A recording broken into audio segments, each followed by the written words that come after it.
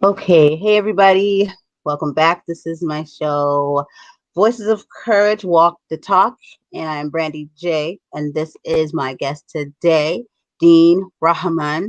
How you doing, Dean? I'm very good. I'm very good. Thank you for having me. And well said on the surname. A lot of people get it wrong. I was like, oh, I was trying so hard because I usually do. Yay for me. Okay, and so Dean, you have a business coaching for men. Yes. Okay, and you 15 years experience with fitness. Yep. During that time, I guess you probably, well, I'll let you tell the story of how you came about doing what you do. Okay. So my story as to kind of where I'm at now actually started back in 2006. I was working a job that wasn't giving me much in the way of mental stimulation anymore. And I thought to myself, I need to use my brain again because I hadn't used my brain since college.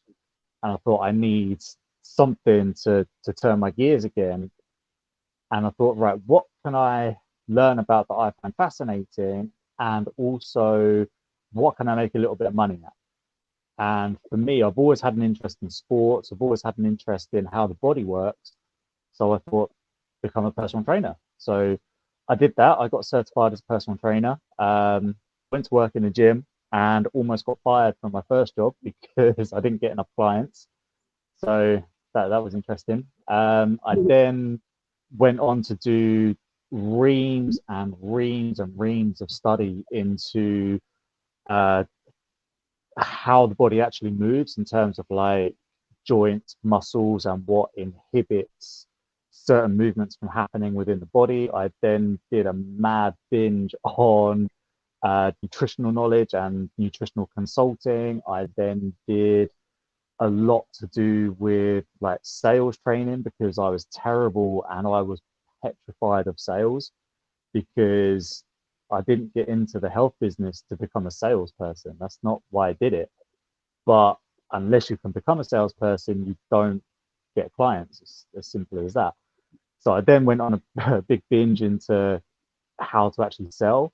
And then I did study into biochemistry, fat loss, hormones, endocrinology, more psychology in terms of change and why people form the habits that they form. I then went through a lot of personal trauma and turmoil that led me to seek out a men's support group.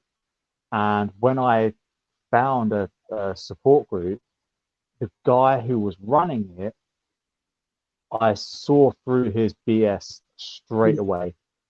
Straight away, I thought the way that you feel you need to connect with me is to tell me that you've gone on a date with a woman 25 years younger than you. But I don't care. I haven't come here to listen to you brag about your dating achievements. I've come here seeking help and I've come here to seek support. And he didn't provide that. And I saw through it straight away. And the third and final session that I went to the group support meeting, we had a huge coming together because I could see that all he was doing was just asking questions and he wasn't actually helping people find results. Men are, we're very simple creatures. Like we will ask a question and we want an answer of what to do. We don't ask a question and then want a load of questions back. And because this guy wasn't supporting the men, that's when I thought there's there's just no resource for men to go to actually find information about weight loss, about emotional trauma, about childhood trauma, about neglect, about abusive partners, about how to actually be a happy modern man. Like there's no resource for that. And I'm not saying I'm in a position where I'm totally 100% in that guru. I don't like the term guru, but the way that people view a guru, I'm far from that. I have not reached enlightenment. I'm not a full on expert, but I have a lot of applied knowledge in how the body works, how the brain works. and how the mentality of a man also works. So I thought, you know what? Let's put the last 15 years of accumulated study and accumulated knowledge and applied knowledge into one place, and that is how Coaching for Men was born. Oh, So it's wow. a long story, but there you go. Sorry. That's cool though how you saw that need by the lack of, of it while you were seeking it. You're like, I'll be that. And you know what? It's one of the things that one of my mentors said to me is if that space isn't there, if that resource isn't there, be the resource. Yeah, Ah, okay. yeah, smart. This is cool. This is cool. Yeah, that works and that fits. Yep. Had me over here thinking, I'm like, if that's the case, I need to put myself in a lot of positions, Presidents, like, no, I'm But playing.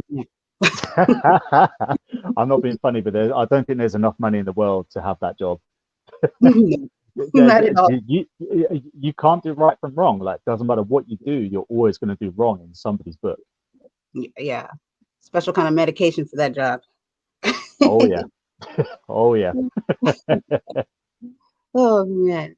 So how did you, okay, so when you decided that's what you were gonna do, what was your like first step? Because I'm sure you already had the people to, the audience, the market that you're gonna market to, because you were already around in your field with the fitness and all that stuff. So I'm pretty sure that was already there. You just had to come up with Yeah, a well, game. what I did was, yeah, so I applied a lot of the like essentially just business basic fundamentals, like who are my current clients?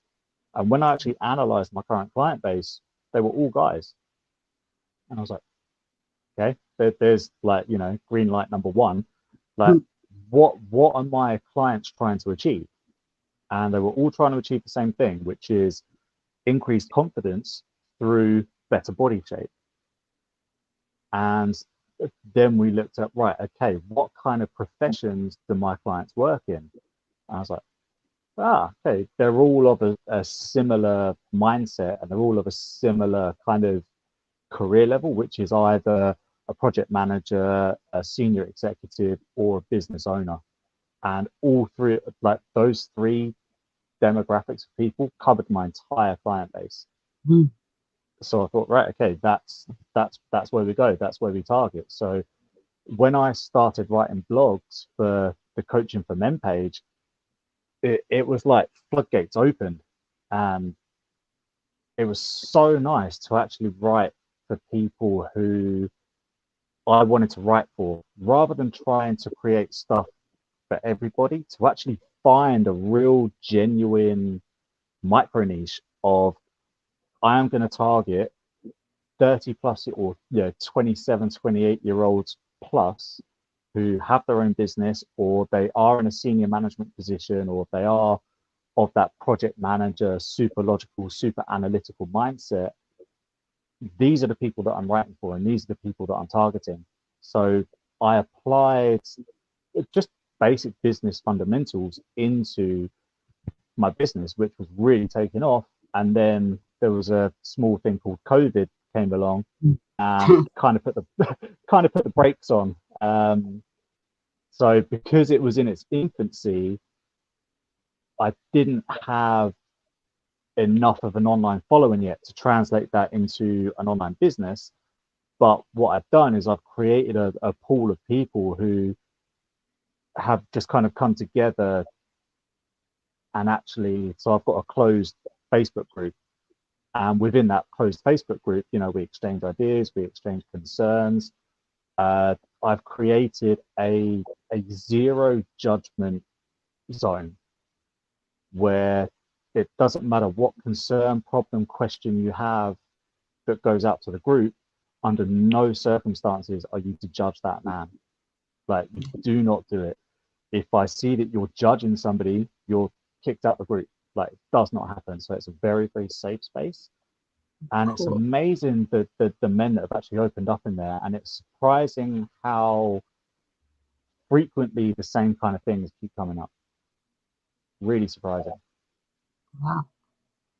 Cool. Okay. So you guys are pretty, that's good that you have that there so they can, because it's not, we know that's not easy for men to like open up and, Oh, and and British men are terrible.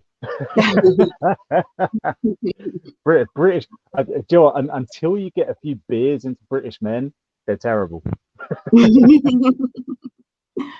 well, that's great that you keep that, you cater to that, that need to feel safe and to be able to, to express. It's important because we don't like through part of my journey, I went to a spiritual healer, and she said to me that I'm far too focused in my masculine based energy, which is super analytical. It's very process driven, and it's very much here's the cause, here's the effect, here's what I need to do about it. And there was no space within that for joy. There was no space within that for just being in a moment and just taking a moment for what it is. And it turns out, so this first spiritual healer, she said to me, you're completely ignoring and suppressing your female energy. Like you're just not allowing that trust to come to the surface. And then I went to a different healer, and she was a I don't know if you've ever heard or followed Dolores Cannon. You've heard of No. her. So she pioneered a hypnosis technique where she would get somebody into a hypnotic state and have them go through their death experience. And by doing that, it would allow the subconscious to actually come to the surface. And she would actually talk to somebody's subconscious self, right? And I went to a UK based practitioner who did this. And she said exactly the same thing to me is you are very, very masculine in your energy, which is why you always, always analyze, you never, never enjoy. I was like, okay, so that's one person in London who's told me this, and that's one person on the South Coast who's told me this. There's definitely something in it. So then I Yeah. looked into, how to be in a moment, how to actually engage with yourself and actually allow yourself to just enjoy a moment rather than analyze a moment. Yeah. And it's amazing how many men are actually pressured into saying, "Oh yeah, I like that. That's all right." They never say, "Oh, I feel that this is upsetting me for whatever reason. I feel that this is making me amazing for this." Very rarely do you get men who actually start sentences with I feel. It's mostly I think. That's And true. this is a trend that I've whenever I spot myself doing it, I have to tell myself, wait a minute, what's the difference between how you're thinking and how you're feeling, and which is the right approach to this certain situation? Hmm. And it's a hard habit to break, very hard habit to break. Very true. I didn't think about that now that see, and for women, we don't even realize that you guys have those like. Of course, we know you guys have feelings and all that stuff, but like you have those, where you're human, but like those things that like just like saying, I feel, being able to kind of like let loose and just say I feel, because I guess one thinks that if you say it like that, you're letting go in a way like of your, you know, I feel, because I guess we labeled that as a woman thing or some kind of when you start it's to it feel Yeah, something. it's letting your guard down. And the message that we get as men from a young age, or the message is changing now a little bit, but the message that I know I certainly received growing up in the 80s was, you know, men are men. Like, Rambo's a man, you know, Schwarzenegger's a man. Like, I grew up with the action heroes. Yeah, like He-Man was on the telly, the Thundercats was on the TV. you know. So you have these like huge, stacked out, super masculine guys, and it was always, yeah, I'm going to save the day. I don't really have emotion, but I'm going to save the day anyway because that's what I do because I'm a man. So you grow up with that image as a man, and you never get taught how to feel anything. Yeah. You know, you always get to, and particularly like a very, very British attitude is, oh, stiff upper lip, just carry on, it'll be fine. And to be fair, it's something we do very, very well, is we do find a way through. But what I found is in a lot of men is that then suppresses a lot of their true desires. And when you suppress desire and when you suppress your need for fulfillment in whatever field of your life it's in, whether it's in career, whether it's in your love life, whether it's in your own personal development, if you're suppressing a need for something, you then begin to resent whatever it is that you've held in such high esteem. You're considering their judgment or that other person's judgment of you over the thing that you actually desire, and then you start resenting the person that has that opinion. And it's that internal conflict in your head that I'm trying to get people to break. And don't get me wrong, I still struggle with it to this day, but I've got a lot better at actually expressing myself and actually saying, do you know what, that your suggestion is fine, but your suggestion is not going to serve me as a person. It's not going to make me happy. And I'll tell you why it's not going to make me happy. And it takes a lot of courage to do that. Yeah. That's And it's hard. And the this is my journey at the minute, is being able to tell people why I won't do something. Because if I don't feel it's going to benefit me, I don't see why I should have to do it. Like if I want to help somebody because I feel that they need it and I genuinely want to help them, I will be the first in the line with my hand up saying, let me help, dude. Let me help. And if people ask me for a favor, I will bend over backwards to help them. But if it creates a conflict within myself, I am now getting to the point where I'm like, you know what? I appreciate the fact that you've asked me, but I can't do that because it's just not gonna. It just conflicts with my values, and I can't. I can't commit to mhm. I like that. that because it reinforces you talking about your feelings, but it also shuts that person down, from like, why won't you do it? Because you Yeah, just told. yeah, and this is like so. This is what I'm finding, that the art of communication, once you start to look into it and once you start to understand it, it's an incredible thing. Because I used to be one of these people that, and I still am, like I hate conflict. Me Like too. I'm not a fan of conflict whatsoever. Like I've always been a lover, not a fighter, Mhm. which is bizarre because I have an undefeated kickboxing record. But that was sport. It's a little bit different. Um, yeah, I was never good at conflict, and I would always opt for being silent as opposed to actually saying what I should have said and saying how I feel.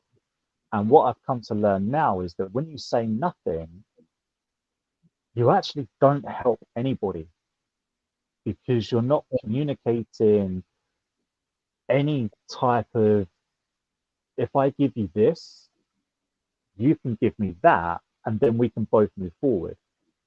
If you just say silent, like the other person has absolutely nothing to work with to try to resolve any sort of situation.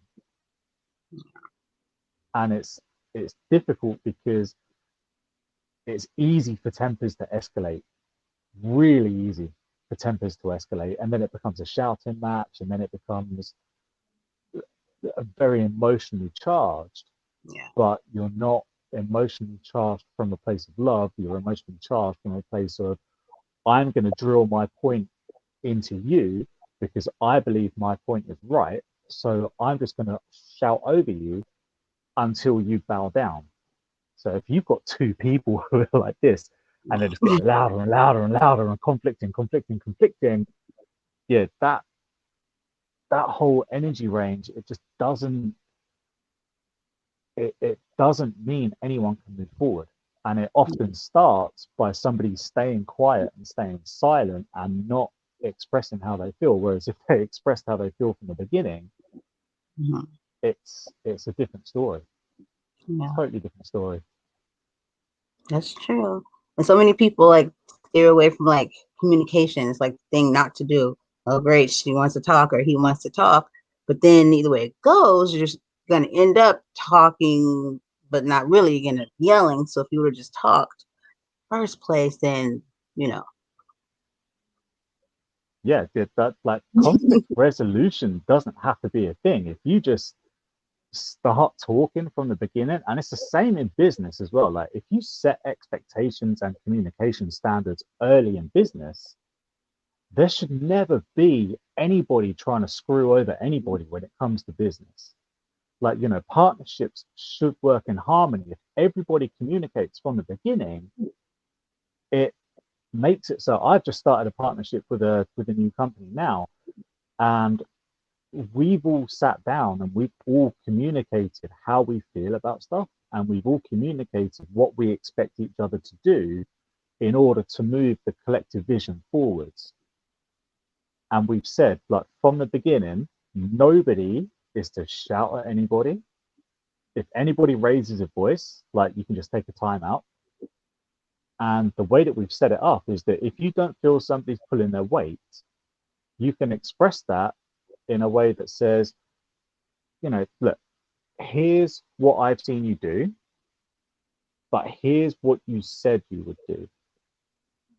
So here's what you've said, here's what you've delivered. Yeah, can you explain what's happened in between? Like, if something's happened in between, is there anything we can help with? And this is the culture we've created within this small little team. And it's a beautiful thing. It's a beautiful space because nobody's on anyone else's case. Everybody is open to asking everybody else for help. And I've never worked in a team like that before. It's And awesome. it's a little bit frightening because it, it it's a harmonious space, and when you're not used to a harmonious space, Yeah. your conditioned brain freaks out, and you're like, why is there no conflict here? Like, what? This is weird. Yeah. But again, that's analyzing and not enjoying. So this is where like, I'm trying to break that habit of saying, look, stop analyzing this. Like, just enjoy the fact that it's a good place to be. Right. So I have to continually train myself to do it. And this is what we talk about in our groups as well is, how do we enjoy a moment? How can we just get lost in a moment and stop analyzing? Right. That's a good one. I know a lot of people like that. Especially men, that are men, and it's kind of like everything's trying to figure everything out and stuff. And it's like, I'm like, well, how about we just have fun? You think? you know, like that's what I feel like missing that whole like I said in the moment that part there. You're like analyzing like this, and I used to have a hers and his podcast, and so we would talk about like relationships and all that stuff, and but we would never throw in the part. We'd go from what the don'ts and the do's and what I'm not gonna do and what this and that, but we never talked about the good stuff. I'm like, what about just having fun and just letting go, and then you know see what happens. But yeah, that's me. So I guess with the fellas, like when they came, you said okay, you said COVID hit, and so kind of put a dent in it. But when you were starting out with the guys, did it seem like as they all needed the same thing? Like, how did you go about figuring out who needs? Because I'm pretty sure like that they all kind of need deal with all the things like depression, the body weight, relationships, or just like an all around, all about thing. Do Just you know what? One thing that surprised me was men's lack of self confidence. And something across the board that I've seen over 15 years worth of personal training is, unless I'm dealing with a, an athlete specifically, every single one of my clients, whether they've been male or female, are always after the same thing, which is improved confidence and improved self-esteem through aesthetics. And somehow they seem to have this correlation that if I have the perfect body, I'm going to be super happy and super confident. And I'm like, well, it's it's one part of the formula, but what's not making you happy right now?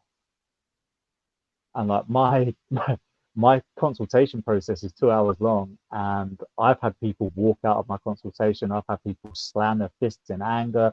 I've had people slam doors and just leave just leave the studio, um, because I don't accept what I call half answers. Like I will drill down into what is your core reason that you're seeking change. And once I find that core reason, bang, that's it. And as soon as I find out that core reason, it's easy to put a plan into place. But because people are, they can be a little bit defensive when they're meeting somebody for the first time, they don't always want to let their guard down that much and say, yeah, so once I've got into the reasons, I've had lots of them. I've had women that have said like their husbands have cheated on them. I've had guys that have said, um, their best friend has just got shredded and they don't want to be the fat guy in the group anymore. I've had guys that have said their brothers or their friends, whatever, have had heart attacks and they don't want to be fat to get a heart attack. I've had other guys that have come to me because they are properly clinically depressed. So I've had to work with their GP or their therapist to say, right, okay, what medication are you putting them on? Because that medication needs a certain type of training. If I smash them too hard in their training, it's going to drop their serotonin levels way, way, way too far. And I don't want them to then be taking double the amount of antidepressants because their workout's been too hard. So I have to find out the dosages and this kind of thing. So to answer your question, I do this a lot. You'll ask me a question and I'll explain a lot of nuances around it, and eventually I'll come back to the answer. Um, yeah, the depression is massive. It's huge, and it's more widespread than I gave it credit for.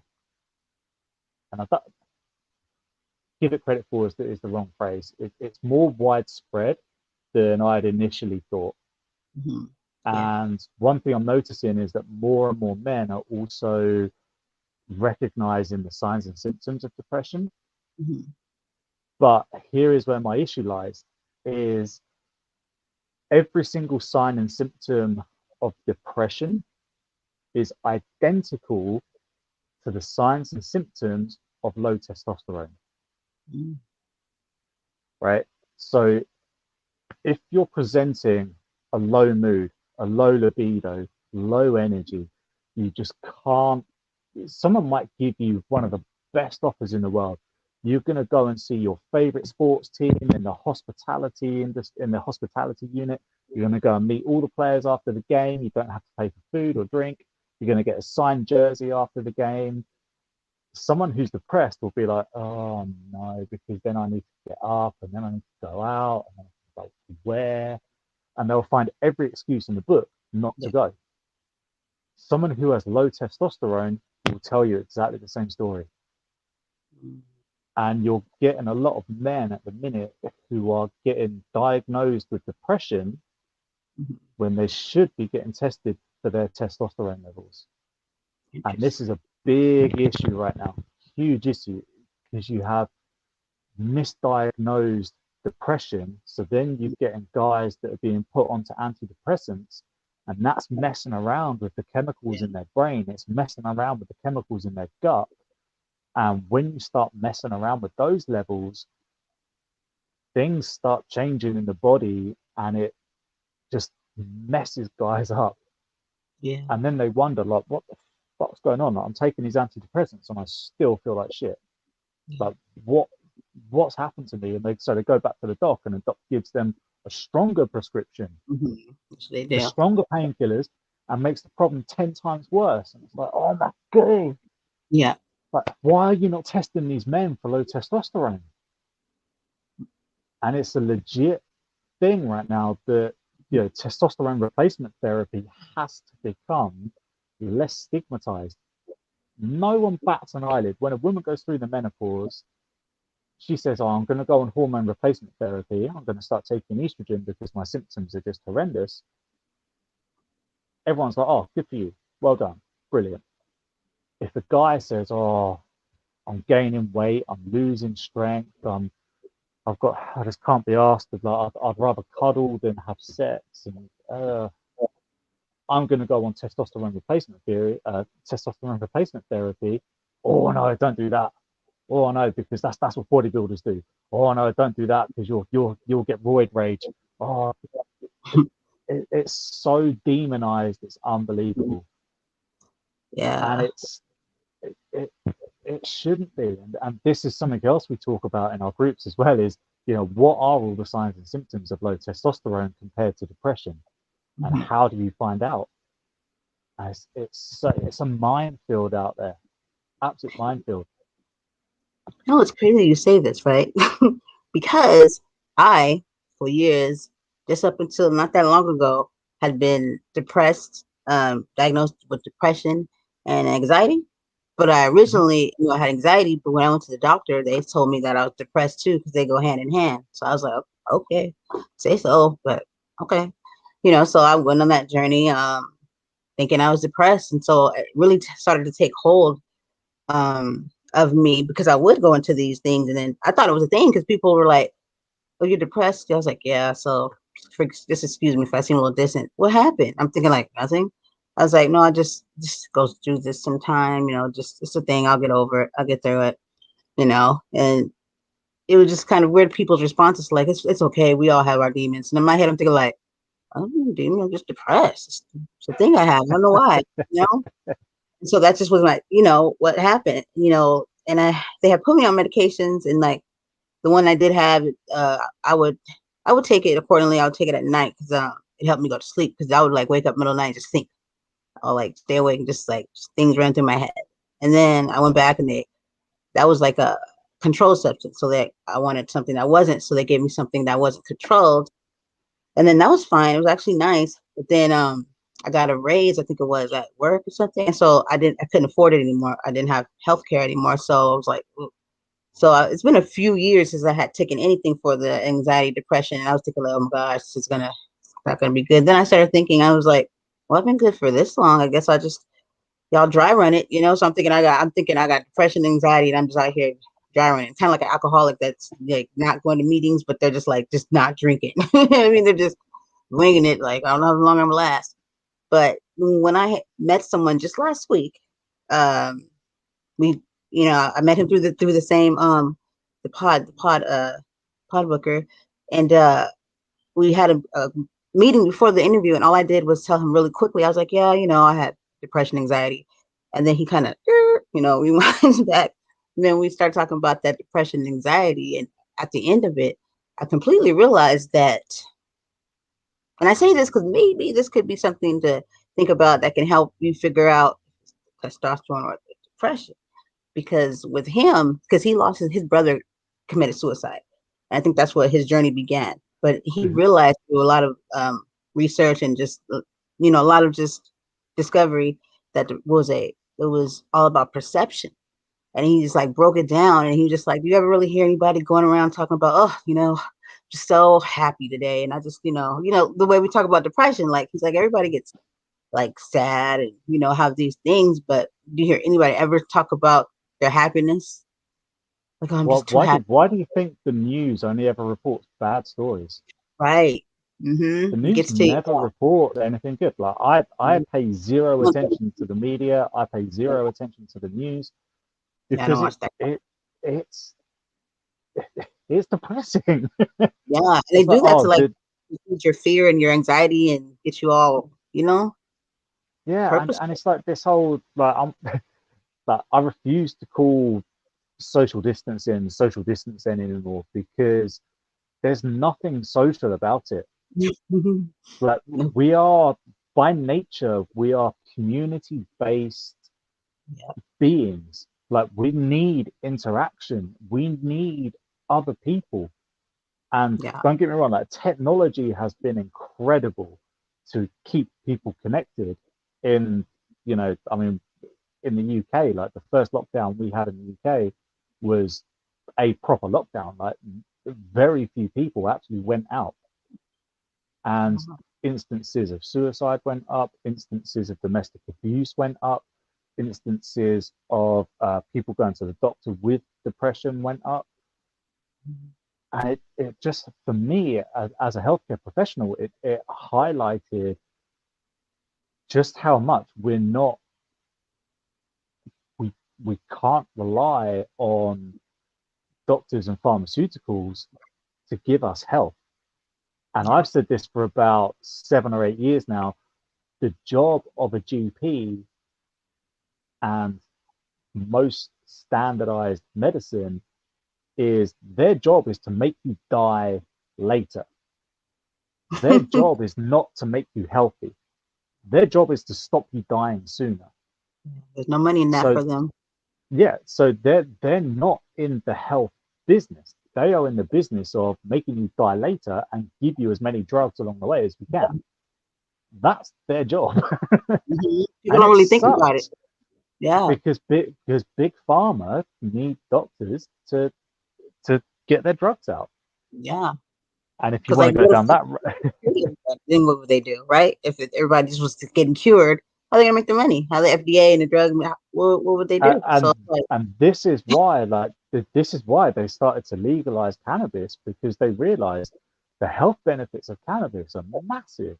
So if we make this legal and we make this taxable, all of a sudden we're not going to lose out on revenue. So I mean, methods, don't get me wrong. There's people that are better educated than me to actually talk about the whole yeah, nutraceutical versus pharmaceutical. There's yeah, people better qualified and people better informed than me. But it doesn't mean I don't have my theories and my own little conspiracies. yeah. I get it. We know it's not. They didn't do it for anybody's well-being. It's like, what can we get out of it? I told somebody one day. I said, if they could do it with any other drug, they do it too. If they could make that work and they get money from it, you know. Like I think that, like, say for instance, prostitutes. I don't think you don't want them prostituting because you care about their morals, and that's not right. I think it's because you can't tax that. You know what? You Yeah, know it's what I mean? because they're You it's know, in because they're Vegas getting they paid do, cash. right? Because Vegas they have that little, thing going where they can, and they have to do taxes. So I truly think it's if they can't tax it, then you can't do it. So Pretty yeah, much. That's pretty much exactly where the rule is. If we yeah, can tax it, it can be legal. If not, yeah. I mean, you look at the deaths that are related to smoking and alcohol. Like alcohol is still one of the biggest killers around the planet, but yeah, it's a taxable drug. Well, technically, it's a taxable poison, yeah, definitely. Yeah, because what it does in, like, once you get above a certain level of alcohol in the body, it ruins it, mhm, ruins your body. yeah. I had my But friend. because they can tax it and because people have made money off it. Yep. They're gonna like there's a full circle that they get money that way, and they're gonna get money off of you being sick and you coming back, and we're gonna try to save that liver, but they're not because you're alcoholic, so they're not going to give you another. It's I just what was it I saw the other day? There was a quote. I think it was from Bob Marley, and he said, there's a herb for every function in the body already out there on the planet. Like nature has all the medicine that you need. yep. That's what I believe too. It's like animals and then humans, like we heal ourselves. We'll naturally like when we cut ourselves, you see, we'll heal, and I think it like body like takes care of itself. And I think it becomes a problem when you start putting stuff in, what I mean, that's not natural with the body, all the poisons and stuff, and then you crap on the earth. So you crap on the earth is gonna give you crap back and mix up the whole, you know. I was just talking about this the other day, and I happen to have a picture over here of Bob Marley. with really huge pictures up there. The stars and the universe are aligned. Right?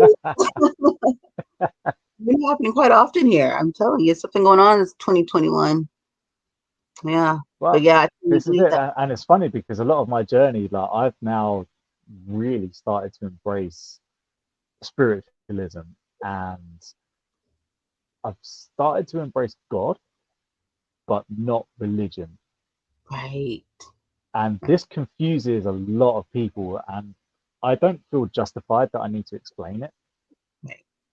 But as soon as I tell them, look, religion forces you to follow someone else's teaching, Exactly. the whole spiritual side of it forces you to find your own lessons. And Yep. it, what you to your core believe to be right or wrong, that's that's how you should govern yourself. Hmm. I And believe you. That's and what I. and that's the difference. That's the difference between the two. So a real good, well, a good series of books that gave me a huge perception shift was the books by Neil Donald Walsh, The Conversations with God. Did Neil McDonald. Walsh, Walsch, I think. Cool. Okay. Yeah, Conversations with God. There's three books, and I've sent it to a few of my kind of like what I call like my hippie friends, and I've said to them that just go through book one, because I'm a very auditory type of person, so I love my audio books.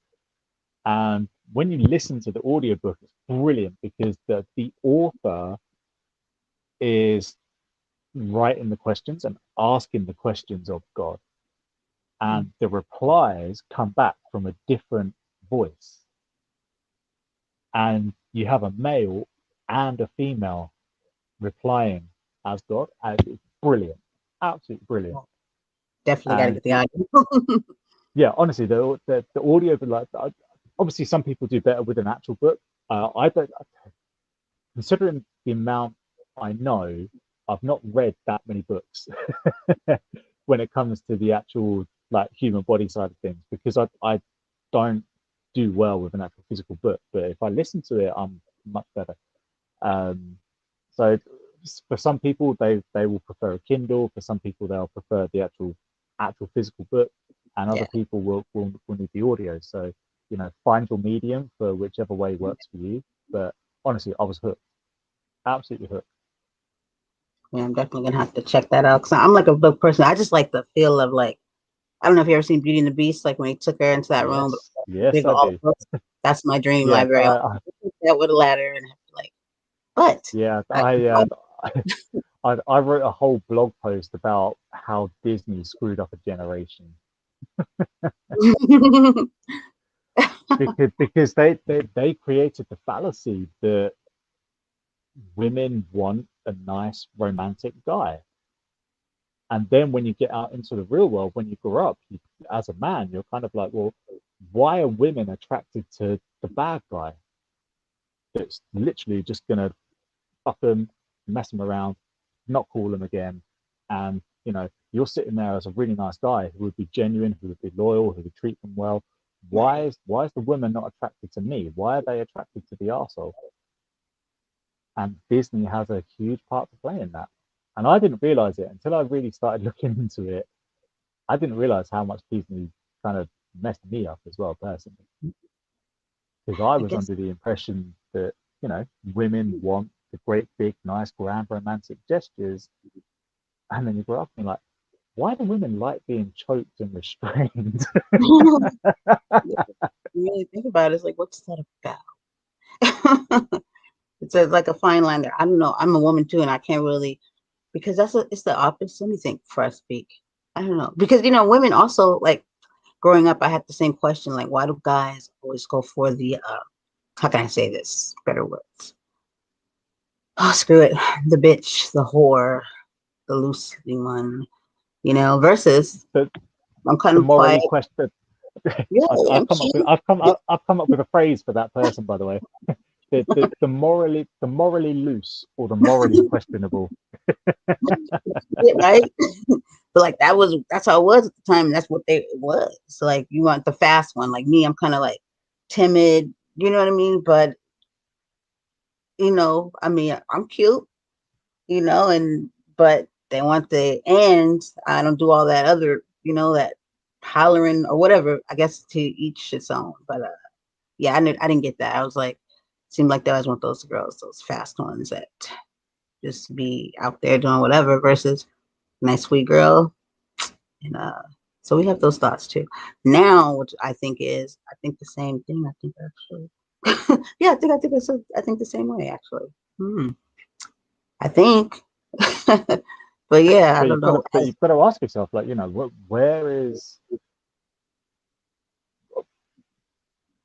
where does that conditioning come from that you have to be the nice, sweet person? Why can't you be just yourself? Oh If yeah, I'm you're not nice. angry at something, why can't you be angry at something? Yeah, Why do you have to be nice? Why do you have to try to please everybody? yeah, yeah. You Kind of know, grew out and of that. and But, yeah, I'm still morally and not loose. and the trouble is, it's a hard, Yeah, very, very hard habit to break. And this is what a lot of my guys are struggling with is, they've come from programming that says they have to be the nice guy. They have to please everybody. They have to, make sure everyone else is looked after before they look after themselves. You have to be selfless to be able to give to other people. And I'm spinning that on their heads now. I'm like, no, that's bullshit. Because how can you pour from an empty cup? If you're constantly giving and giving and giving and giving and yep, giving, yeah, how can you give anymore? Eventually, you're just going to burn out, and then you're going to explode one day, and you're going to say something or do something to someone really close to you that you're going to regret because you you've just given and given and given and given so much that when there's nothing left to give, all you have left is all you know, which is I'm going to allow everything that I've been suppressing and I've not told anyone for 10, 15, 20, 30, 40, 50 years in some cases. And it's crazy. do you It's think that's crazy how what we're doing. sometimes you see somebody that like they're fine and then one day it's up and gone and killed Yes. somebody or their wife or something and threw Yes. them somewhere? You're like, wait, what happened? Yeah. That's what happens a lot of Uh, times, huh? and it's I think it's one of those things that if somebody's been suppressing a huge amount of, like, you take homosexuality is a perfect example. Somebody who's been raised in a very, very strict household of men have to be with women, men have to be married, have a house, have kids by the time they're 30. They have all these expectations. There's no space for that kid, if they do fancy the same sex, to actually say that, because they're going to fear the fear of rejection will override Yeah. your true self. And this is what I'm finding with a lot of people, and this is what I found in myself as well, is, you know, that fear of rejection is so strong in some cases that you will actually self-sabotage your own success so that you don't get rejected by your family. And this is something I learned from uh, T. Harv Eker, who wrote the book Secrets of the Millionaire Mind. And he said one of the biggest reasons that people fail to make a lot of money is because subconsciously, and their deep rooted subconscious belief is that if they become super successful, their family is just going to reject them because no one else in their family has they've not broken the intergenerational link of poverty. So if you're going to be the first one to break out of your family to actually be successful and make a lot of money, if you're fearing rejection over how much you value success, you will always find a way to keep yourself accepted by your family if that is your overriding belief system. A lot of sense. The mind, I tell you. Honestly, and this is why I like, when guys come to me to say, oh, look, I want to lose weight, I want to do this, I want to do this. I'm like, okay, why? If you can't tell me why you want to change your body shape, I can't help you. If you're not willing to do the work, I can't help you. If you're not willing to open up to emotions, I can't help you. If you're not willing to sit and talk and potentially cry during a session, I've had a lot of men cry on me over the years. I've had a lot of women cry on me over the years.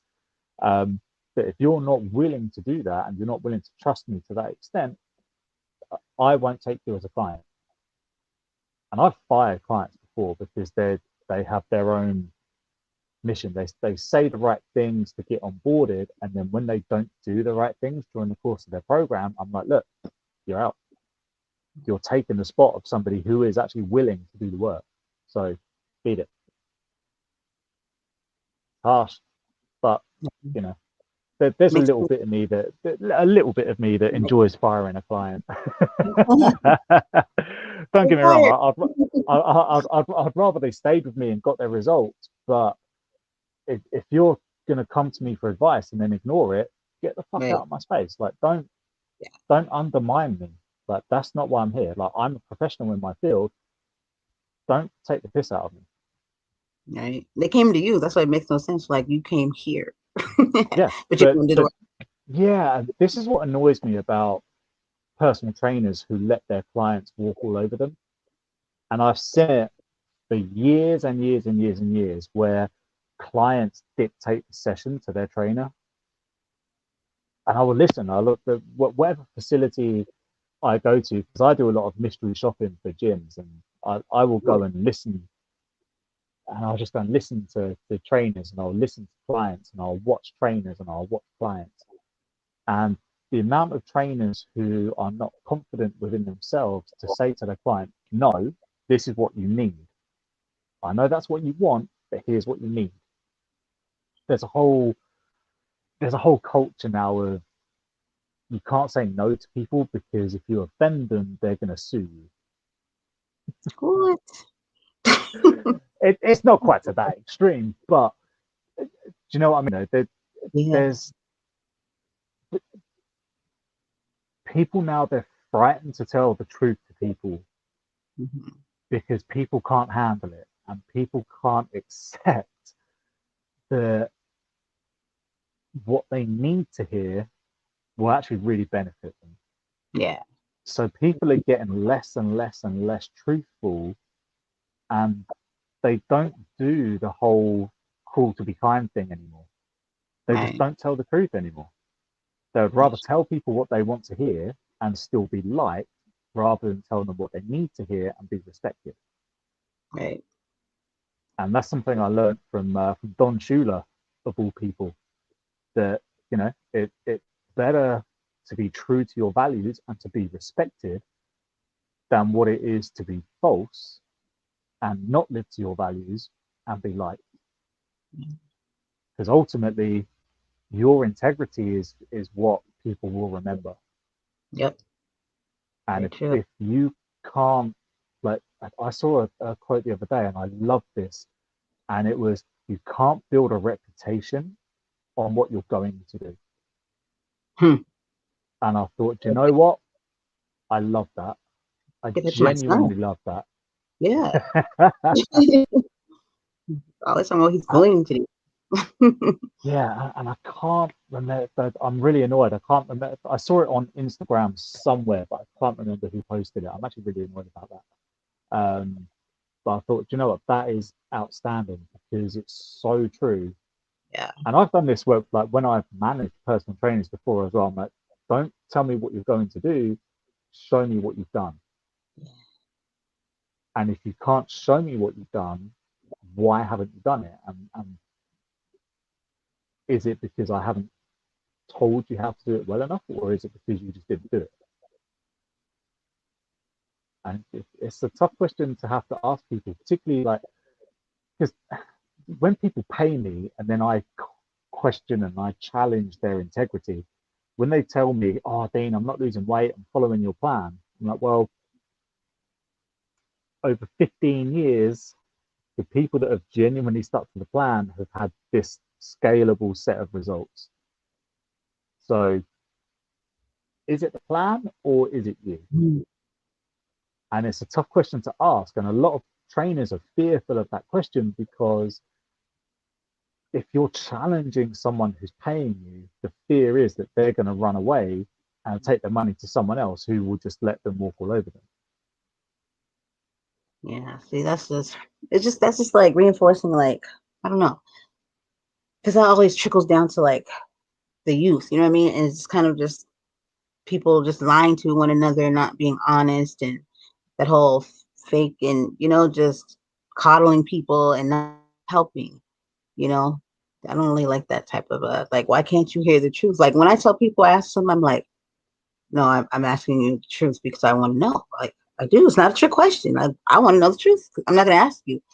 But that's me, I'm not going to ask you. And then I have this feeling in me like you're not telling me. And usually the person isn't, because even though I'm saying it's okay, they're still feeling like if I tell you, you're not going to like it. I'm like, well, if you put it that way, you put too much energy and making it sound like it's going to be, delivery is everything, just deliver it, nicely. Much, delivery can make I'm it. not being funny, but the amount of times I've said to my friends, dude, I love you to bits, but you cannot wear that shirt. It's disgusting.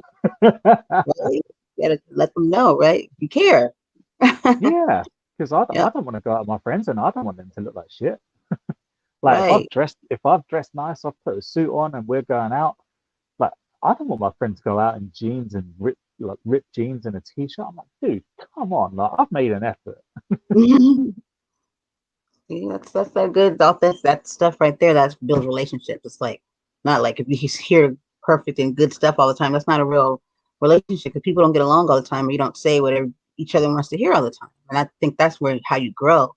And you get through stuff by like having to have some sort of disagreements or conflict or how to, versus Well, yeah, great, great. and this is the thing, and this is what I love. Like when you create an environment of a safe space and zero judgment, it allows people to actually give proper feedback, Yeah, and you can actually say, okay, it's a good idea, but here's where I see issues, and I feel that issues are going to arise because bang, bang, bang, bang, bang.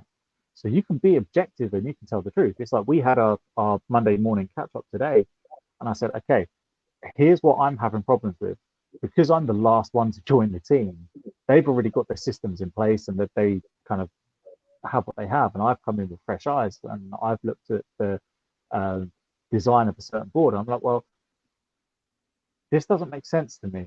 Like this says this and this says this, but it doesn't translate and it doesn't correspond to that. So would it not make sense if we did this and then did that? And then they kind of stepped back and kind of got a bit defensive at first because it's their system and they've built it. I said, well, okay, but if you've never ever used the system before, which I haven't, what would you think? And then they kind of sat on it. Uh, yeah, maybe that could be improved. But because we've created that environment of a safe space where it's not a personal attack, it's a functionality thing. I felt okay, to be honest, to say, look, I'm not finding this particularly easy because this doesn't flow into that. And it would make more sense if that could flow onto that sheet and blah, blah, blah, blah, blah. And they were like, yeah, okay, yeah, that works. But if we hadn't created that culture, I would not have been able to say that because I would have felt like the new guy coming in and shitting on their yeah, creation. But because we have that safe space, it made it okay for me to tell the truth, yeah. which a That's lot of really places don't do. And a lot of businesses don't create that. yeah, which they need to. I think that thing you got right there could be carried in all kinds of anything where you amongst people you have to work with. I think it should. Definitely with children, they use like Oh, and how massively. to communicate with But one then, another. but I also think that everybody on the planet should read Seven Habits of Highly Effective People. Like somebody keeps telling me because about the book. Now I know I need to read it. it's it's phenomenal. It what it's done for me is it's made me take it rather than react with anger. It's given me the mindset of okay, what what's happened with them during the course of their day, their month, their year, their life, for them to react with that much anger that it's directed at me that they've known for like this much time. Mhm. What's happened?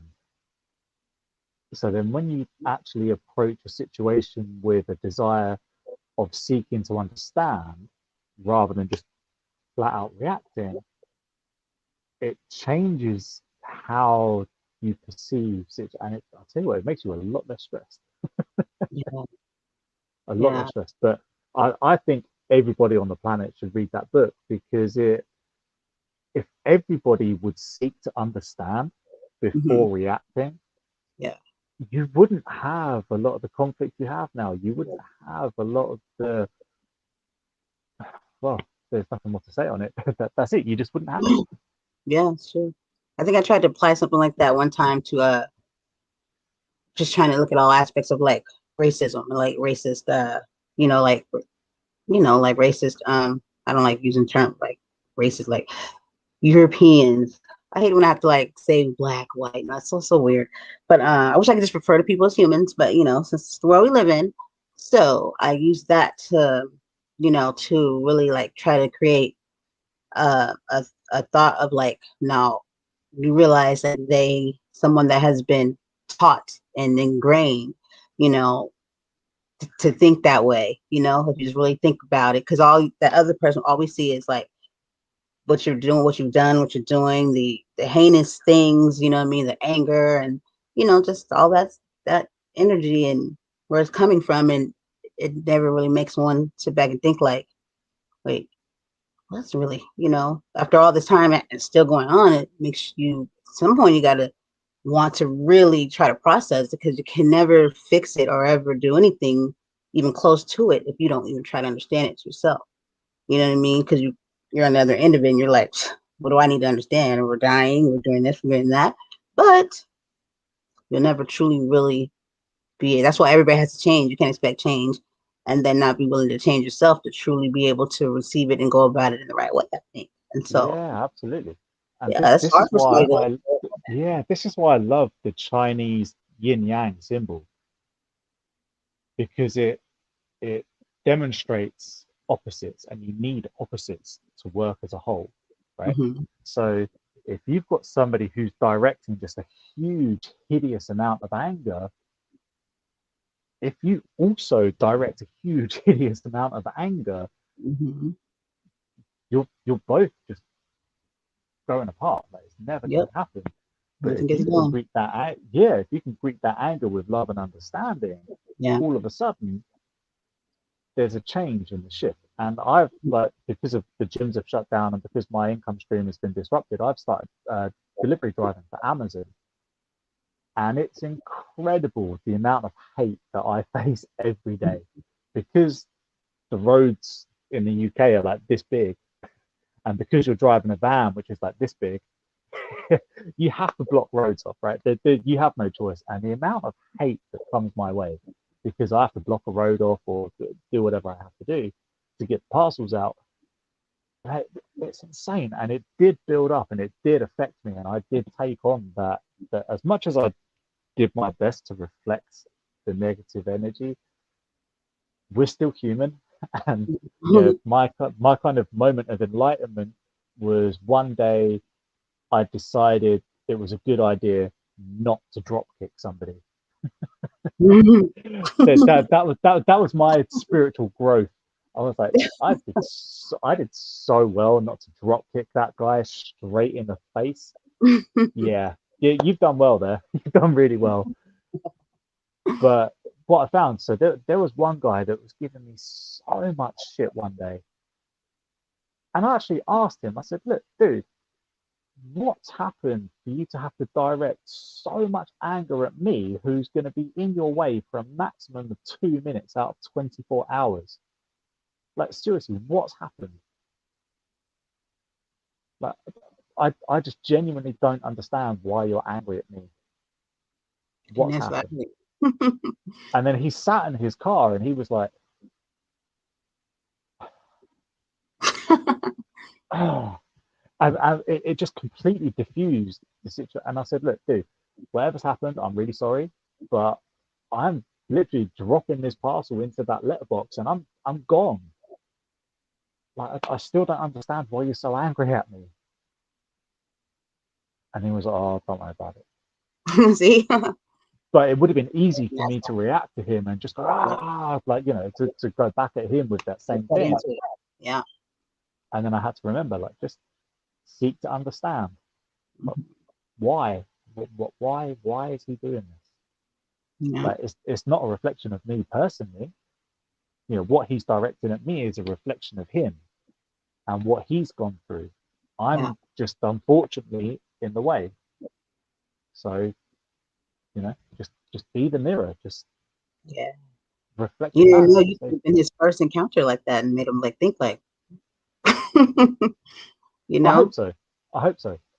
But the thing is, like, as a delivery driver, you're an easy target because the chances of ever seeing that person again are like slim to none. So people get a little bit braver when they know they're never going to see someone again.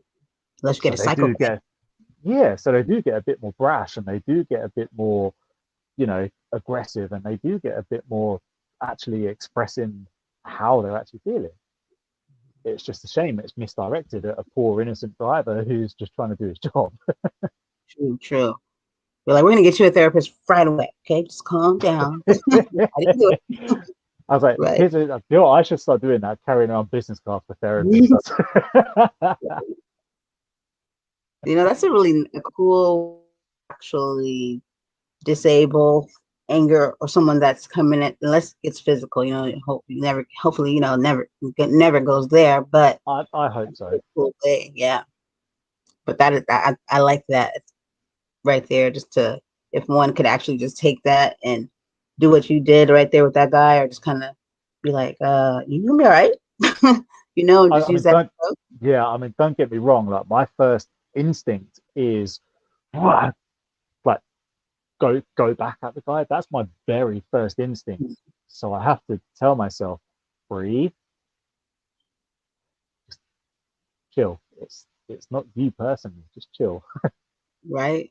But And then, yeah, yeah, but then you can actually start once you've taken that breath, you can start the conversation and you can actually say what's happened, and it goes wherever it goes. yeah. Yep, that's part of that thing I call love. I said I think love can change the world and heal the world. I think Oh, that's huge. Yeah. yeah. And they were like, well, what about all the diseases? I said, like I said, if there's love, it will heal the world because then you won't have people giving you these diseases. So I'm gonna be quiet. It's true. It's like who would want you to put all these toxins in your body if they love you, and everybody's getting along and values life. It will literally kill the world if everybody just Yeah. love. See, I don't remember there being many cases of you know way back when, when we were proper cave people. I don't think there was too many stress related, you know, anxiety, depression type issues. Because back then your only stress was, do we have enough food, do we have fire, and do we have shelter? But trouble is, we got really smart really quick, and then we invented all of these different forms of stresses. Yeah, And us as humans, we are very, very, very good at playing out potential worst case scenarios that aren't even real. yeah, And what happens is when your brain perceives a stress, your body will react in exactly the same way as if you're about to have a fight. It will release all of the same hormones, it will release all of the same enzymes, it will release all of the same chemicals as if you're about to have a fight. even though you've only imagined a bad scenario in your head. That's Mhm. how quick and how efficient the body is at actually dealing with stress. Like your body's an incredible machine. Yeah. Like your body will adapt and will overcome so many issues. It's phenomenal. It really is. The body's just it's one of the most ingenious pieces of engineering this planet's ever seen. Like your body's incredible. Like your body has the smallest, like nano-sized power stations inside the mitochondria. It's incredible when you start getting into biochemistry and how your body actually makes energy. Oh, it's phenomenal. And when you appreciate the real small, like nano-sized mechanisms that are actually keeping your body ticking over, all of a sudden you don't want to put yourself in that stressful state because you understand the knock-on effect of it. And when you are super stressed and you're super inflamed and you're killing off tissue inside your gut because that stress level is so high from imaginary events, Mhm. that's yes.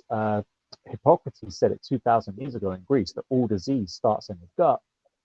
We're now starting to prove it. Yeah. He said it 2,000 years ago, People can right? really stress and really kill you, like your own self, Yeah, your and body. and Yeah. that's the thing. And if you're constantly feeding that cycle of actual stress, imaginary stress, actual stress, imaginary stress, actual stress, imaginary stress. Your hormones are like this all day. They're up and down, and your body doesn't know which way's up. And when your body doesn't know which way's up, it screws your metabolism. And when Mhm. you're eating in that stress state, it's been proven through science and research that you don't absorb all of the nutrients from your food. If you're eating in a stress state, it's going in and it's going out because your body is perceiving the message that you're getting chased by a tiger or Yeah, it doesn't know the difference of what's yeah. exactly it doesn't know the difference between if you see an email from your boss that says I need a meeting with you straight away or if you're getting chased by a tiger, your body doesn't know the difference between the two. All it knows is that there's been a visual stress. That's it. That's all it knows is there's been a source of stress. Bang. Send out the hormones, Yeah. send out the chemicals, send out the enzymes. Let's get ready to either run and flee or let's get ready to Fight or flight. Yeah. gear up and have some fisticuffs. Yeah. That's amazing. I tell people like, why don't we learn more about our bodies? Like we go somewhere else, you know what I mean? And somebody else knows way more about this when we can just like, I know why they didn't teach us about, because I teach, well, I haven't taught since COVID, but I was a teacher for like 7.5 years working in school. And I used to sit there and be like, something's not right here. I was like, we don't teach kids anything. We don't teach them about the right things. I was like, how come we don't teach them about the brain? Because I'm pretty sure they would learn completely differently if they knew what their brain could do and what it does. They'd be like, oh, wow, Yeah. what's that? They didn't want them to know that because you got to control it. So I was like, ah, I see what's going on here. But I started, reading more and more and more. And I was just like, oh my, and then I felt like I knew more about myself and I knew how to control. I knew what was controlling, what was trying to control me, and I knew how to think my way out of certain things. You know what I mean? Like kind of control it or think myself out of a situation that I possibly created myself, or I don't know. I just think we're something kind of like super beings in some way. We're just suppressed and we haven't tapped Of into it. course we are. Of course we are. I don't Your know if you've band ever come. crazy. Yeah, I don't know if you've ever come across the Rich Dad Poor Dad books by Robert Kiyosaki. Mm-hmm, I like him. He talks so much about how the school system is designed to create employees Yeah, and factory. it's designed to crush creativity. And Yep, this is one of the reasons that financial management in particular is not taught in schools. yep, It's one of the key, I think it's probably one of, for me personally, I think financial management should be taught in schools. I think all kids should be taught how to cook in schools. mm-hmm. They used to And I back then. think they used to, but they don't know more. No Why is more. that? It's No wood because shop, nothing. people they want to buy they want to buy microwave meals Mm-hmm. Yep. because you Go put it in the microwave, you zap it for 2 minutes, bang, Yep. there's your dinner. So it's low Yep. nutrient food, which means you're going to cause dis-ease in the body, which means you're going to go to the doctor, which means they can sell you more drugs. It Yep. goes back to the whole, that Yeah. rabbit hole is probably a different podcast for a different time, but it all feeds from a very, what I think is a very, very outdated school system. Yeah. Very outdated. Yeah. But you Like got the same people still trying to perpetuate the same, you know, like right now, let's get kids back in school when COVID was like for what? Oh, because they need more factory workers and the elderly people, they're out and we're just here, but taking up space. But them, they but are you look prime. at how look at how many kids now that are 13, 14, 15, 16, 17 that are YouTube millionaires. Yeah. They know what they're doing. They know how to create content. They know how to engage an audience. They know how to leverage money. That you've got 14-year-old millionaires making money from playing computer games online. Yep. And I'm just like, wow. Like, where was this when I was 14? Right. Right.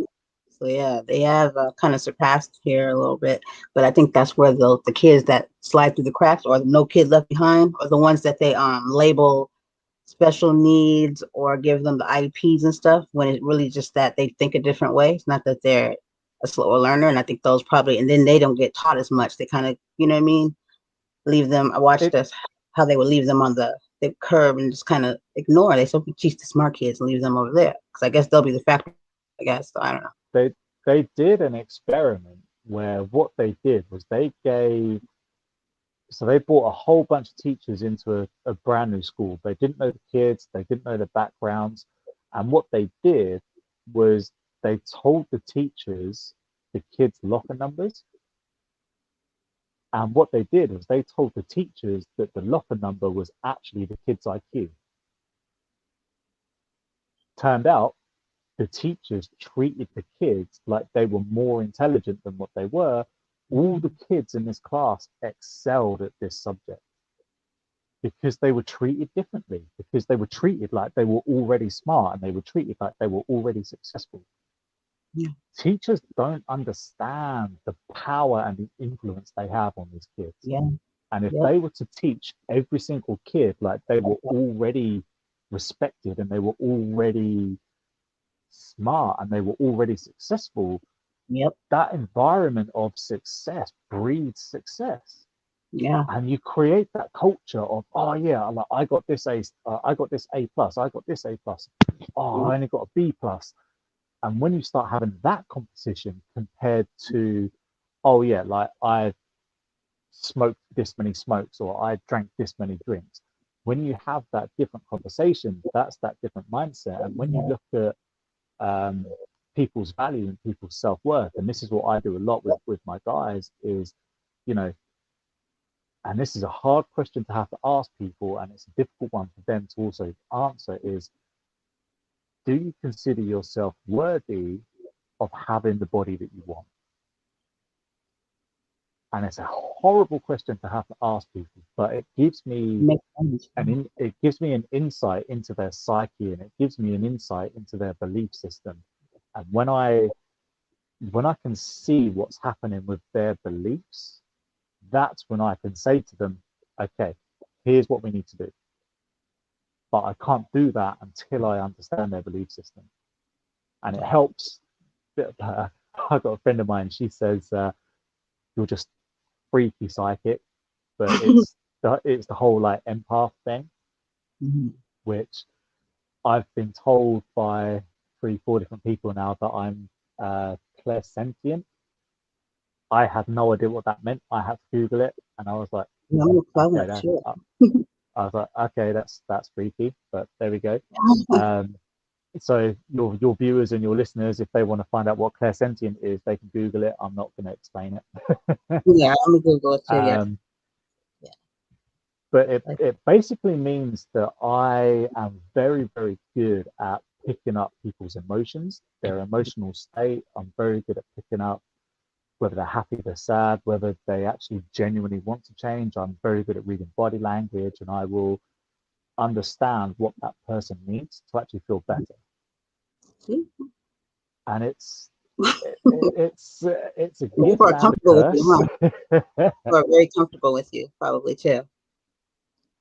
Yeah, and it's an ability I've had for a long time, but it's something I suppressed a lot. Kind of going through my teens and my early 20s, suppressed it a lot, and now I'm enjoying freaking people out. Like, I won't lie to you. There's a little selfish bit in me that does. It's kind of like the whole. It's kind of like the whole Jedi thing. Like, I will make you do this. Everybody deserves a little bit of enjoyment out of, you know, out of stuff. Yeah, I'm not being funny, but if you've got a gift, you should enjoy it and you should share it, Right? right? Right? Very much So that's so. what I do now. So I tell people how they're feeling, and it just freaks them out, and Like, it makes me laugh. I love it. right? Not what they want to hear. You're like, God, that exact question is a question I get pretty much every single consultation that I do for somebody.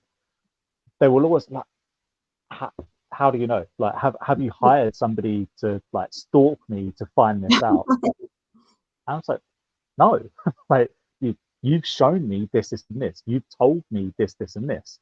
Like your body language says this, this, and this, and your body shape tells me this, this, and this. And then they're just like, get out of my head. Like, go away, stop. right? That's an actual read on somebody. You read the body, you know, everything. Yeah. Yeah. But for me, like as a personal trainer, it's been such an effective tool because it means that when somebody comes to me for a session of an evening, and let's say they've had just a hideous day at work, they've stubbed their toe on the coffee table in the morning, they were late to work because the traffic was bad, their boss has been on their case all day, their clients didn't show up, they didn't make the sales they needed to do, their bosses got on their case again, they got in traffic in the way to the gym. Like that person gets to me, and if I've got like a mad session booked for them and they walk in and they're like, I will look at them and I'll just say, boxing pads, and they'll be like, yes, please. And I will say to them, like, how do you know? Like, it's just like all the signs are there. Like you're showing me, like your body will never ever lie to me. Like I pay very little attention to what your mouth tells me. I would rather pay attention to what your body's showing me, to what your face is showing me, to the way you're breathing, to the way that you're actually, just the way your whole demeanor and your whole energy is sitting. I pay more attention to that than what you actually tell me. Yeah. And they're just like, oh shit. I'm like, yeah, what I'm like, what you tell me is like 5% of your communication. Like the rest of it is all non-verbal. Yeah. And they're just like, that's freaky. That's They're like, I gotta control that. Well, it's funny because a friend of mine, she said to me, would you please stop doing your psychic shit on me? I'm like, sorry, I'll try and turn that down. Sorry. It's funny. That's awesome. I can tell that you are right where you're supposed to be where you started, and then you found out your niche, and then you could tell this is where you're supposed to be at. You can just completely tell because how you just not sitting there and going off of what been taught, and like, okay, you have something that is a gift that you're naturally good at. And I think that was that whole thing of you enjoying the moment, and then you got to you know Do all you know came what? out. I heard somewhere that somebody said to me, what's the one thing that you do that when you do it, you lose all track of time and you don't feel that you need to eat, you don't feel you need to drink, you don't feel you need to stop for a toilet break. Like, what's the one thing that you do that gets you into that state? And then I thought about it and I was like, it's when I teach and it's when I develop and it's when I give lectures and it's when I give seminars and it's when I give knowledge to people that genuinely need it. Like that is when I lose all track of time. I taught a group of personal trainers, so they qualified to become personal trainers, and I was their tutor. Um, we would start lectures at 8:30 in the morning, and we would always finish the last lecture by 5 p.m. But by 5 p.m., I kind of felt like I was just getting warmed up, and I was like, "Oh man, oh, we've got to stop. This sucks." And I could just see on their faces they were like, "Please, please, leave us alone. Stop, just stop." Like it's just too much knowledge. I'm like, "All right, sorry." So No, we're yeah, not. so when I find a platform where I can teach, and like I can't wait until we're allowed to start meeting up and I can get back in front of people and I can start doing the seminars again. I can start doing the teaching and that kind of thing. And that's to my core. That's what makes me genuinely happy.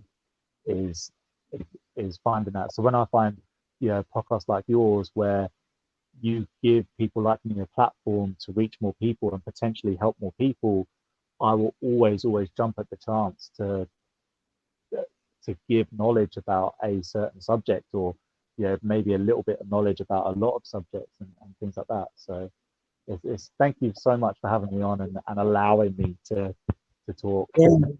There's no problem. That's why I'm here. I just like you said that. I told somebody the other day. I said, give people a place to come and use their voice, a platform to come in. Because I talk about so many different things that I was just like, that's just what it is. It's a place for anybody that has a voice that wants to use it. That's what I supply. Because I want to keep it simple. I'm like, what's for this and I do that? No, place for voices, voices of courage, right? Because it's not That's easy. it. This. It's not at all. And like on my Instagram, I did a post on there, and it was one of them big like 10-minute Instagram IGTV things, and it was about the time that I got mugged and I got beaten up. I had 4 fractures on my skull on this side. I lost the hearing in my right ear. I lost my sense of smell. It took me a year to learn how to walk and run again. Um, and yeah, in that video, I talked about, how I thought about, ending it all, and how the actual night of the attack, I had a proper full on out of body experience. And it took me 10 years to put that out into the public space. 12 years, sorry, to put that out into the public space and actually feel confident enough to actually tell that story. So when I saw the name of your podcast, The Voices of Courage, I thought, okay, it's time to talk. It's time to let it out. I was like, this is cool. So things just line up. Yeah, things align, and Yeah. it's the right place, it's the right time, it's the right subject, and the title of your podcast is exactly the right title. Wow. That's the first time anybody ever like said anything about my title, and I thought, should I change it again? And now I know that I never will. But don't ever change it. If it felt right for you when you created it, if that voice and that intuition in your head said this is it, then that's it. It was Trust something that before first. lunch. This was it. Like before, it was like a voice to be reckoned with. But I never liked it. I never liked that name. So I was like, well, I'm kind of like that sounds like I should be like voice to be, and I'm not really like that. So yeah. It's conflict. A voice to be reckoned with is conflict in my eyes. So yeah, Hmm. good change. Yeah. Good Yeah. change. Someone adding up to me. I was like, I'm not really. You listen to it, and then I'm like, yeah, I'm not really sounding like I am one to be reckoned with, but my voice isn't really coming out that way. But courage, yes. Yeah, I like it too. Thank you. Thank you so much. And forgive me for the other day. I was like, oh, he's gonna hate me. He's already going to lunch. I was like, it just okay, all right. I was like in it's the room. it's a You're like, oh, dinner. it's all right. Technology falls down sometimes. It's all good. Yeah, yeah. But it all worked out, and thank you for sharing with the audience, and then just you know, covered a lot, and I think a lot of men can listen to this and listen to you and feel okay, because some men are on this journey and becoming more comfortable with talking and taking care of themselves, and I support it, so I'm all for it because we all need it. Just you guys get it a little differently, and I like that you have support groups for each other. We do, it's something that I'm seeing a little bit more and more is that support group and that support network, and it's slowly we're shedding the stigma about actually opening up and actually talking, but it needs to happen sooner. Like male suicide is still one of the biggest killers of men, and I would I saw again I saw another post and it said I'd rather listen to your problems and I'd rather listen to you than attend your funeral. Mm. And I thought, you know what, that's incredible. And I thought, I'm happy to have a conversation with anyone who wants to have a conversation, because I've been in that headspace where it would be so much easier to just not be here. And I've been there and I've felt it, and it still makes me feel emotional now. Like I can feel it behind my eyes when I say it. It's it's a horrible headspace to be in, because you do genuinely think it would just be so much easier and it'd be so much better if I just disappeared off this planet. It'd be so much easier. But Since we I know that when I had my out of body experience, there was no guides there for me. There were no angels there for me. There was no big bright white light. And when I look back now, I realize it's because there's still stuff I have to do. Like there's still a message I need to put out. There's still teaching that I need to give back before I'm allowed to go. And this is my mindset now: is I have to give back. Like I've been given a gift of being able to teach, and I've been given a gift of being able to interpret quite complex information and be able to teach it quite simply. And it's not my time to disappear yet. I can't return to source yet because it's too early. Yep, still got work to do. That's what I tell people. Still got work to do. Very much so. And you just hit I have a son. He'll be 14 tomorrow. And I try to make sure that for that very reason, that I make sure he's okay with expressing himself and all that. So because it starts at when you're younger and stuff. So yeah, I know this is a difficult time for him too. So I just try to. It's not easy because I'm being mom. I can never be dad. I never take that on. I'm single mom, and I'm just doing the best I can. But it's not easy. It's not easy. I have plenty of friends who are single mums to boys, and they they find it so hard, so hard.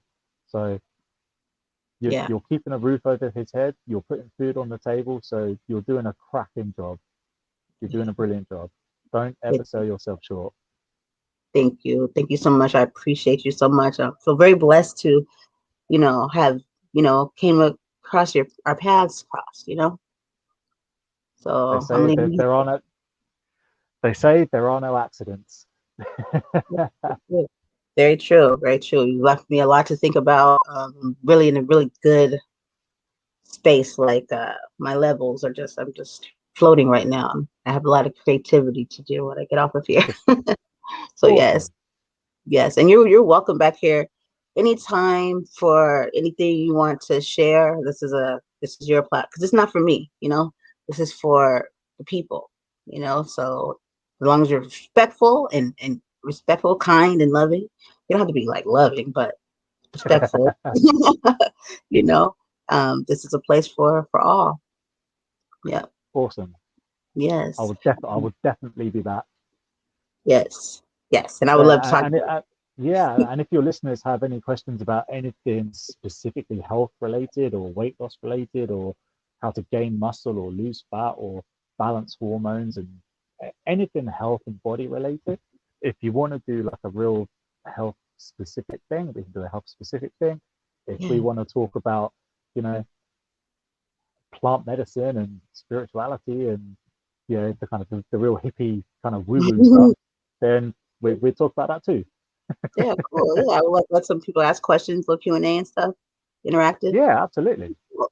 Okay, most definitely. Most definitely.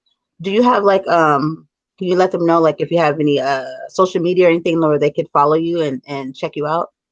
Yes, so my Instagram is probably where I'm most active. So you'll find me at Coaching for Men on Instagram. And I also have a website which is coachingformen.net. Okay, okay. And I'll put that in the notes too of the show. And yeah, it's most definitely got to have you back. I had a great time. Thank you so much. Thank you so much, everybody. This is Dean